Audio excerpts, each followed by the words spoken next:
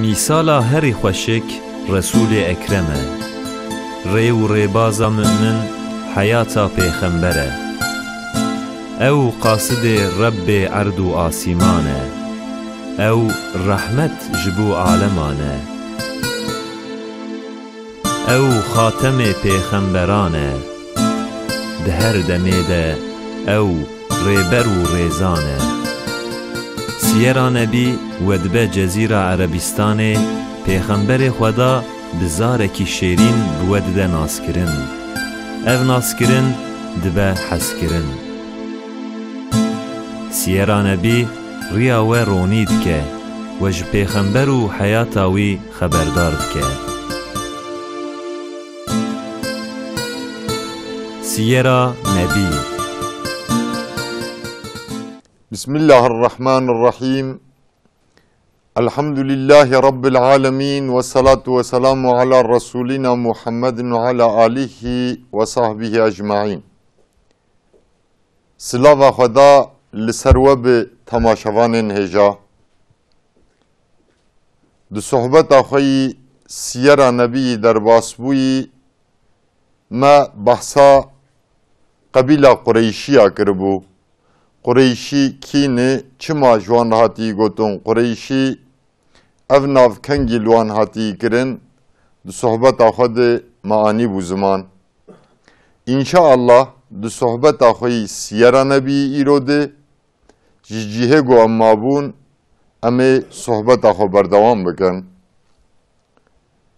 تماشوان بقیمت شخوا مالباتا قریشیا دنابی ناخد جده باوک آتین میدانه ایرو جوان باوکا مالباتا رسول خدا صلی الله علیه و سلم امی بحثا هاشمی آبکن چما جوه مالبات رهاتی گوتن هاشمی هاشم کیه او ناو چمالی هاتی کرن انشاءالله دهندر صحبت آخد امی بین زمان هاشم اوزار هاشم هاشم کره عبدی مناف کره قصای کره کلابه ناویوی اصلی عمره چما او ناف گلوله هاتی کرن لگور روایت تاریخی دبیجی ساله که غلا بسر باجار مکه دهاته بو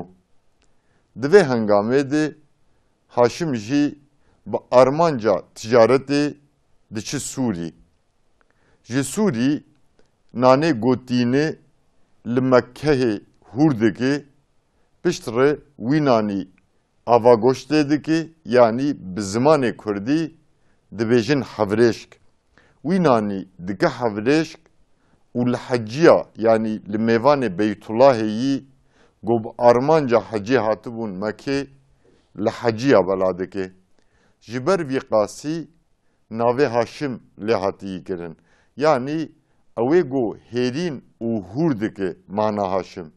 Piştre bil laqabi Haşim be Abu Nadreji hati navdang. Jiber ve ki nave Haşimi asli amrı.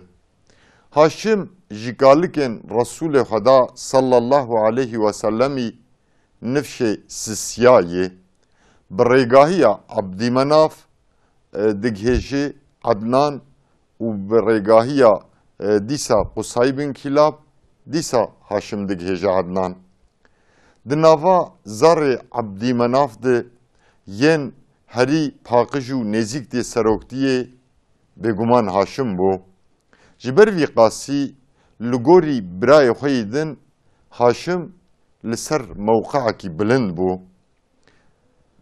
هاشم پشتی مرنا کاله خوا قصای کره کلاب هم زیارتوان ارمانجا دهات نحجه و هم جی خلقی مکره خدمتنی هجا و قدر بلند کرنه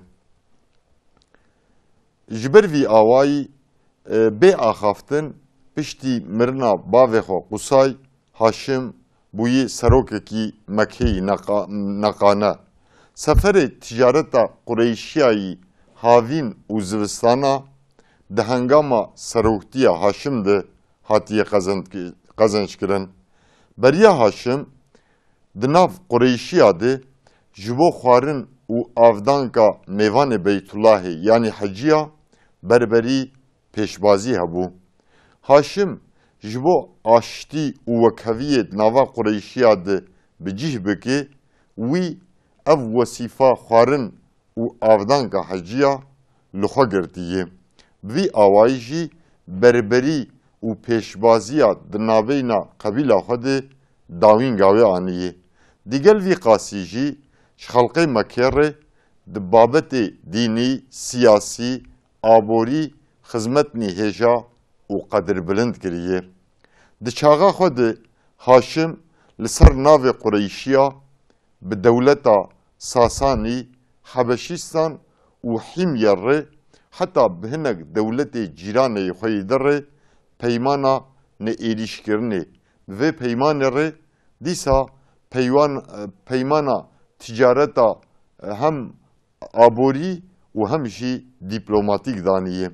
Bi vî awayî Haşim di dema seroktiya xwe de zivistana bi bal Yemenê ve havîna jî bi bal Sûrî ve seferê ticaretê serûber kirinê li hev rast kiriye. Haşim dîsa di hengama seroktiya xwe de bi împaratoriya Bizans û Gasan re peymana neêrîşkirinê, peymana aştiya cîrantiyê bi van cîranê xwe re danîye. Heta kerwanê Qureyşiyayê ticaretê êgo havîn û zivistana ticaret dikirin bi van her du împaratoriya re ji pêlaxkê yanî ji toprak bası, ji mafê toprak bası xelas kiriye. Ji aliyê din de dîsa Haşim li Cezîra Erebistanê aminiya mal û can bikar anîye. Beriya wî di Cezîra Erebistanê de aminiya mal jî yan can jî tune bû. Kerwanê Qureyşiyayê ticaretê dema derdiketin rêk dirêj dibû got her kêlîkê her demê êrîş bi bal wan ve baheta kirin. Heta êrîş dihatin kirin jî. Gelek kerwan tazî dibûn, însanêt kerwan de esîr dihatin girtin û bi koletî dihatin firotin. Fakat Haşim di dema seroktiya xwe de hem bi împaratoriyê mezin re hem jî bi qebîle û malbatê Cezîra Erebistanê xurt re peymana neêrîşkirina kerwanê ticaretê danîye. Vî awayî jî di salê di hundur salê 12 meha de kerwanê Qureyşiyayê ticaretê bi rehetî di hundur aminiyê de li her hêla Cezîra Erebistanê seferê ticaretê rast dikirin. Ji hêla aborî de Haşim bi rastî jî xizmetnî hêja û qedirbilind ji dewleta xwe re, ji Qureyşiya re nexasim kiriye. Dîsa bi vî awayî digel bêbiryariya wê çaxê Qureyşî bi serbestî li her hêla Cezîra Erebistanê geriyane ticaret awanî goberê xasê bi Mekkê û dora Mekkê bû dîmenek berfireh qezanç kiriye. Nav û nîşanê Mekkê, nav û nîşanê Qureyşiya Haşim li çar etrafê Cezîra Erebistanê bela kiriye. Bi dirêjiya zaman Mekke bi vî awayî dibe merkeza ticaretê. Duwarê ticaretê de Mekke herî bi pêşda diçe. Ji xwe duwarê dînî de cihekî Mekkeyê qedirbilind di nava gelê Ereb de hebû. Dema got ticaret jî di vî warî de bi duwarê dînî de tevxebatê dike Mekke qedr û qîmetê wê li ba gelê Ereb hê berfirehtir dibe. Rastî ji ber van xizmet û xusûsiyetê Haşim hem li ba qebîla xwe hem jî li ba ezbet û dewletê cîranê xwe rûmet û şerefek berfireh qezanç kiriye. Haşim di jiyana xwe de li gelek deverê Cezîra Erebistanê cuda seferê ticaretê rast kiriye. Carekê li serê kerwanekî ticaretê diçi Sûrî دفگره ده دادگره مدینه لمدینه به پیرک بنی نجار ناوه و سلما هف ناس دکه او سلما پشتی گو هفدو ناس دکن جهف حز دکن هاشم بسلما ره دزوجه هاشم بسلما ره دزوجه فقط سلما نابه باجار مکه و لمدینه دهله دم دم ده هنگاما چونو هاتنه خوی تجارت ده دادگره مدینه لبا پیرکا خو سلما مشوارکی دمینه دیسا سفر خوی تجارت سروبردکه مشوارکی درج بوی آوایی درباسته به روژکی هاشم دیسا لسری سفرک تجارت دچه باجار گازهی گود سینور فلسطین دیه تقدیر الهی هاشم لگازه نخوش تکوه هر دچه نخوشی آوی به پیش داده چه او هاشم لگازه وفات دکه لگازه جی هاشم دیو شارتن پشتی مرنا هاشم برایوی مطالب دکوشوناوی یعنی مطالب دبه سروک باجار مکه شخوا پشتی گو دبه سروک باجار مکه وصیفه عیدی کابه مطالب لخوا دگره بوی آوایی افدانگا حجیا خواردن حجیا پشتی هاشم مطالب بردوام دکه مطالب demek dirêj iqtidara bajarê Mekê di dest xwe digire. Rastî li gor rîwayetê tarîxa di dema seroktiya Mutalib de jî bajarê Mekê salnî xweş bihartine. İnsanê di hundir bajêr de bi seroktiya Mutalib rûmedar bûne, kêfxweş bûne. Weke di dema Haşim de duwarê siyasî, aborî û duwarê dîplomatîk de Mutalib jî ji Haşim bişûn di nemayê. Li gorî hedîsek got ji Müslüm hatiye rîwayetkirin, Resulullah sallallahu aleyhi ve sellem di vê derbarê de wiha gotiye. Gotiye bêguman Xweda di nava zarê İsmaîl de Kînane neqandiye. Ji nava zarê Kînane jî Qureyşî neqandine. Ji nava Qureyşiya jî Haşimî neqandine. Ji nava Haşimiya jî min neqandiye. Belê temaşevanên hêja. Demek ki ev bêjeyan Haşimî ji Haşim ji kalê Resulê Xwedayî nifşê sisiya ji Haşim de. Haşim ev bêjeyan Haşimî dayê malbata xwe rastî jî di vî warî de malbata wî di nava xelqê Mekeyê de cihekî wanî bi rûmet û qedirbilind hebû.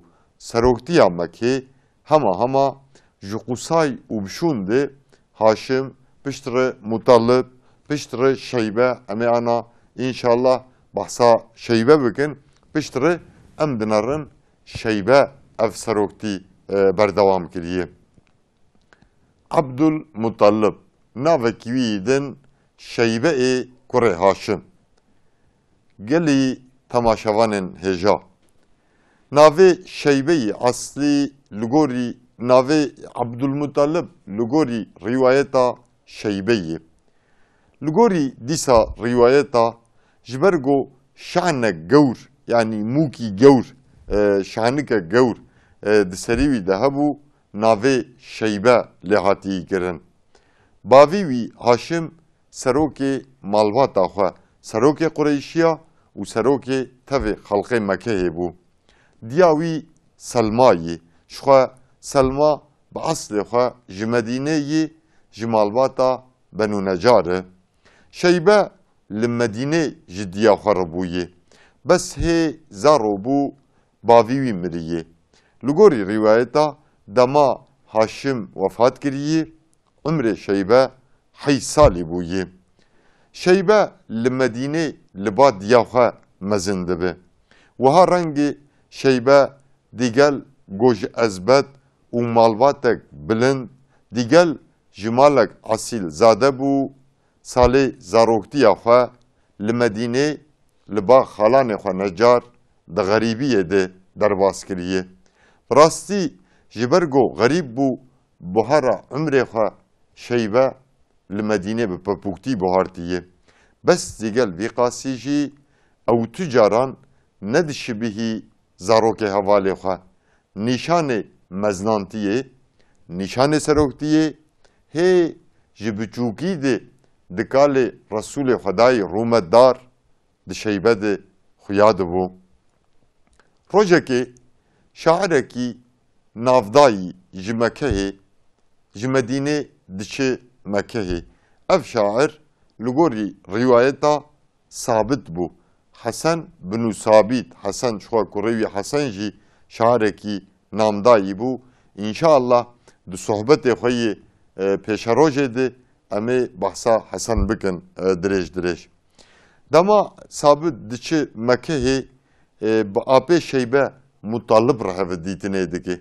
Çünkü me got piştî Mutalib, piştî Haşim, Mutalib seroktiya bajarê Mekehê dixe dest xwe. Ji ber vê yekê sabit diçe bi Mutalib re hevdîtinê dike.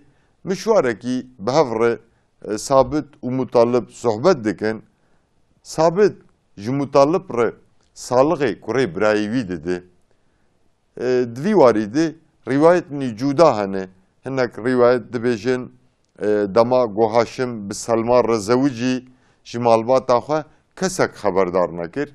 Hinek rîwayet jî dibêjin malbata xwe xeberdar kiribû feqat malbata wî, birayê wî, biraziyê wî ji hebûna kurekî wî bi navê şeybe nexeberdar bûn.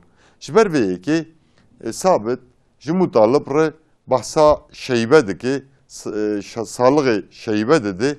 Bi ser vî awayî Mutalib bi armanca dîtina kurê birayê xwe şeybe diçe Medînê. Dema digihe ji dostbenderê Medînê leqayî komek zarok dibe. Çawa çav li kurê birayê xwe çav li şeybe dikeve di cih de wî nas dike. Çünkü şeybe bi duribê xwe jî duribê Haşim dida.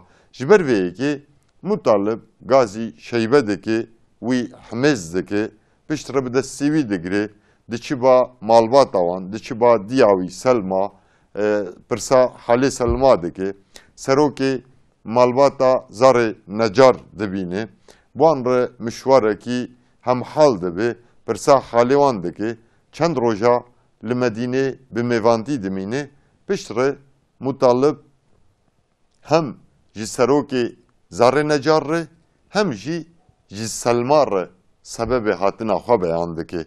Dibêje ez ji bo got kurê birayê xwe yanî biraziyê xwe şeybe bi xwe ra bibime Mekehê ez hatime.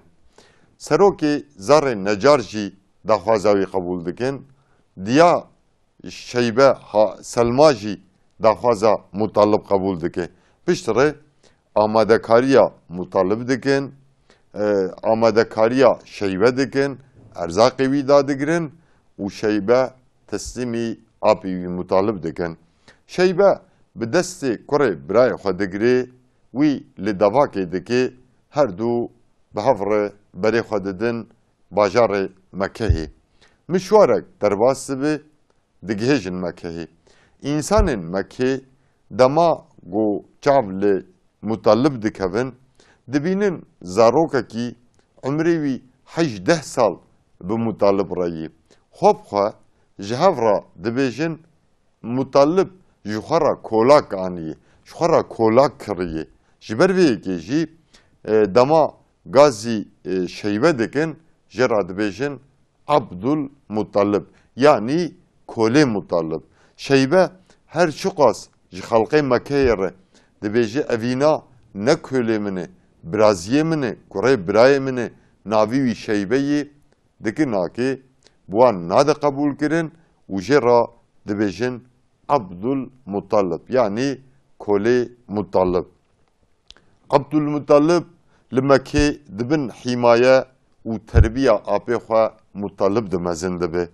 Gelek meziyet û qencî ji apê xwe Mutalib digire. Mutalib نزی مرن آخوا گازی شیبه دکه دبیجی ای شیبه بگمان دناو زار مده دناو مالوات آمده تشتوا بهتر layıktırı meznanti u seroktiyeye. İdi pişti min tu mezine Kureyşiya tu seroke Kureyşiya. Hem yen Kureyşiya u hem jî yen malbata xwe Haşimiyaye. Te ve vasifen go aidi kabene hem wana berdevam bike hem jî seroktiya bajarê Mekehê îdî ştetê berpirsiyar kirin. û bi vî awayî piştî mirina Mutalib îdara bajarê Mekê nexasim xizmetê Beytullahê dikeve destê şeybe. Abdülmutalib merovekî xwe yî feraset û qebîliyet bû. Ji ber van xesletê xwe yî hêja û qedir bilind dibe serokekî dildar û dilovîn di nava qebîla Qureyşiya de. Abdülmutalib di hengama seroktiya xwe de li ser dîtina xewnekê ciyê bîra Zemzemê bi cih dike û pişt re dîgel li hember derketina Qureyşiya, dîgel neqebûlkirina Qureyşiya Abdülmutalib bîra Zemzemê vedike dike milkê xwe yê aslî û ava wê xilatî malbata Qureyşiya dike. Bi vî awayî wesîfê sîqayê yanî avdana heciya Abdülmutalib li xwe digire. Abdülmutalib ji bo merov û dewletê cîranê xwe camêr, cesûr, rastgo, destvekirî û musamehakar bûye. Cîranê xwe nexasim hevgirêdana xwe yî bi ticaretê re bi cîranê xwe re berdewam kiriye. Nexasim di dawiya umrê xwe de li gorî rîwayeta Abdülmutalib terka îbadeta ji pûtar kiriye. Bi vî awayî taliya umrê xwe di taat û îbadetê de derbas kiriye. Beriya wî însanê bi armanca hecê dihatine Mekê Beytullah şilfî tazî tewaf dikirin. Fakat Abdülmutalib ev adeta neqenc û nelrê ji nava heciya rakiriye bi cil bi ihram kiriye qanûn got her kes wê Beytullahê tewaf bike. Bêguman Abdülmutalib ji ber sê xusûsiyetê xwe yî hêja û heşkere hem di nava Mekê de hem di nava Qureyşiya de hem jî li ba dewletê cîranê xwe û di Cezîra Erebîstanê de bi nav û deng bûye. Nav û dengê wî bela bûye, bûye sebebê got di Cezîra Erebîstanê de li ser mewqeekî bilind bisekine. Yekem ew merovekî dilnizm û musamehakar bû. Ji quretiyê hez nedikir. Li hember însana ner û germ bû. Xelqê Mekê pê bawer bûn. Li ba wî xelq ji xwe ewle bûn. Welew di elehê wî jê deva dema got hukm dida qirarê wî dihat guhdar kirin. Duyem ew merovekî bi oxir bû. Destê xwe davê çi îş û karî ew îş û kar bi cih dikir û li hev danî. Bîra Zemzemê bi teşebbüs û gîretê wî vebûye. Dîgel maldariya wî camêr bû, di rizqê wî de firehbûn û bereket hebû. Hema bi tevê xelqê Mekê qencî dikir, ew ji xesîstî û çukûstiyê bi carekî azade bibû, xweparast bû, destvekirî û cegerdar bû. Sêyem di cehd û qenciyê de ısrarkar bû. Bi huner û jêhatiya xwe îşê zêr û zehmet jî bi serî danî. Hemdê wî xurt, cehda wî tûj bû Abdülmutalib. Gelî temaşevanên hêja. Abdülmutalib gelek xizmetê hêja û mezin ji xelqê Mekê re kiriye. Di çaxa xwe de jîndarî bi ser bajarê Mekê de anîye. Bêguman di nava xizmetê wî de xizmeta wî herî hêja û bi qîmet vekirina bîra Zemzemê yî û di salê zaroktiyê de lênerîna qasidê pêşerozê Hazretî Muhammed Mustafa sallallahu aleyhi ve sellem bû. Abdülmutalib di salan 507 میلادی عمری وی 120 ساله حتی لگوری هنگ روایت عمری وی 240 ساله وفات دکه عبدالمطلب. پشتی مرنا عبدالمطلب سروکتیا ازبتا قریشیا نخاسم یان زار هاشمیا دکوه دست کوروی زبیر. حربا فیجار به هنارتن و گراندنا زبیر لحف هاتبو راست کرن. بجودایی بریا نبوت یکیتیا باشایی گو دناوا قریشیا ده پیک هاتبو حتی پشتی قوسای کوری کلاب آوا کرنا دارن ندوی جارا دویم ده دما زبیر کوری عبدالمطلب و بتشبس زبیر لحف هاتی راست کرن. پشتی مرنا زبیر سروکتیا قریشیا مزنانتیا زار هاشمیا دکوه دست ابو طالب. فقط بوی آوائی هر چقاس دکوه دست ابو طالب جی پشتی مرنا زبیر دناوا هاشمی و دناوا مالواتک جمالوات قریشیایی گو ناوی اموی دناوا مالواتا هاشمی و امویه ده حتی دم دناوا مالواتا هاشمی و بنی مخزومیه ده جبو سروکتیا مکه جبو حاجبتیا کعبه جبو خواردن و آودانکا میوان بیت الله دم بربری و پیشوازی چیده به ده دما و پیشوازی ده هر شقاس زار هاشمیه و وصفه جی دسته خو برنادن جی فقط مالباتا مخزومیه جی اموی جی هاشمیه راحت ناهیلن. بله تماشاوانن هجا صحبت ما لوری قدیا چونکی دما گوجبو برنامه ما هاتبو وقتاندن ام هاتن داویا دما خوا انشاءالله جهه گو امانه دو صحبت اگدنده امی صحبت خوا بردوام بکن. امانتی خدا بن خوشیت بمینن. السلام علیکم و رحمت الله و برکاته. میسالا هری خوشک رسول اکرمه ری و ریبازا مؤمن حیاتا پیغمبره او قاصد رب عرض و آسیمانه او رحمت جبو عالمانه او خاتم پیغمبرانه ده هر دمیده او ریبر و ریزانه سیرا نبی ودبه جزیره عربستانه پیغمبر خدا بزارکی شیرین بودده ناسکرن او ناسکرن دبه حسکرن سیرا نبی ریا و رونید که وج پیغمبر و حیاتاوی خبردارد که سیرا نبی